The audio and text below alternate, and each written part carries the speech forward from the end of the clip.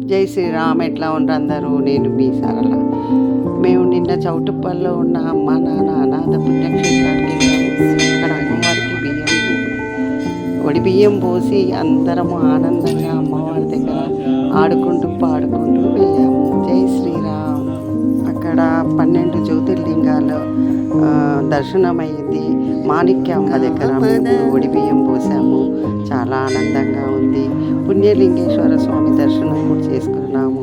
జై శ్రీరామ్. శివరాత్రికి అక్కడ బ్రహ్మాండమైన ప్రోగ్రామ్స్ ఉన్నాయి. అందరూ వెళ్ళండి. మనం ఎక్కడో వెళ్ళి చూసి అక్కర్లేదు. 12 జ్యోతిర్లింగాలు మన హైదరాబాద్లోనే ఉన్నాయి.